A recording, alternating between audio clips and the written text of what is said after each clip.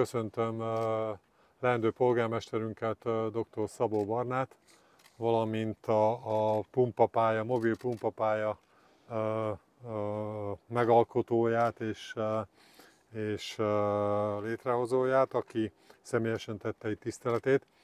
Ugye itt a mai napon egy olyan lehetőséget próbálunk megmutatni, amelyet mi egy állandó pályával szerettük volna elérni, de természetesen fontos az számunkra, hogy a körmendi fiatalok, a körmendi gyerekek is ismerjék meg, hogy az elkövetkezendő időszakban, ebben az izgalmas időszakban, itt szeptemberben és októberben milyen lehetőséget teremt egy ilyen pumpapálya. Ennek a feltételeit próbáltuk itt meg közösen együtt megteremteni, és köszönöm mind leendő polgármesterünknek, mind a cég képviselőinek, hogy ehhez a feltételeket igyekeztek biztosítani, és hát kívánom mindenkinek, hogy egészséggel és főleg biztonsággal használják ezt a pályát. Ehhez ugye biztosítunk az elkövetkezendő időszakban olyan technikai személyzetet is, amely a betanítási időszakot lehetővé teszi.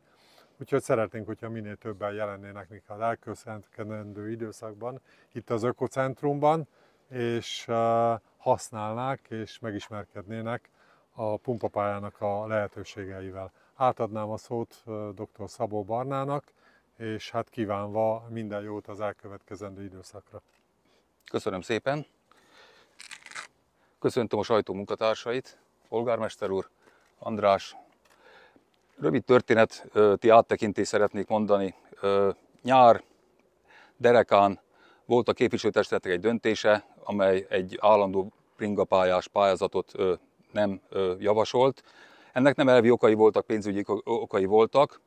Ezután, a döntés után pro és kontra érvekkel nyüzsgött az elektronikus média, aminek egy pozitívuма volt, hogy egy ismerősöm ezt látta, és ő felhívta a figyelmet arra, hogy a Magyar Kerékpáros Turisztikai Egyesületnek van egy olyan lehetősége, projektje, hogy ingyenesen városok számára mobil formában ezt a pumpapályát biztosítani tudja. Én akkor felvettem a kapcsolatot Tóth Andrással, köszöntöm, hogy itt van, ez még nyáron volt. Megtudtam, hogy közelünkben Sárváron van egy ilyen működő mobil pumpapálya, elmentem megnézni a pályát, a sárvári városvezetéssel, Kondora polgármester úrral felvettem a kapcsolatot, és megkérdeztem a tapasztalatukat és észrevételüket ezzel kapcsolatban, ami maximálisan pozitív volt. Utána pedig a projektiroda megkapta a szerepet és a feladatot, köszönöm nekik is, és ebből alakult ez a mobil pumpapálya ki.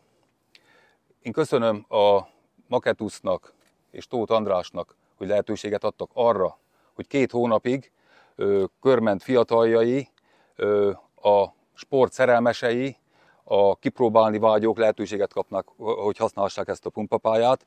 Köszönöm a projektirodának a munkát ezzel kapcsolatban, és előzetesen köszönöm Gut Ricsinek, családjának és csapatának azt, hogy ők ebbe a 2 hónapban bemutató és oktató órákkal fogják népszerűsíteni ennek a pumpapályának a használatát.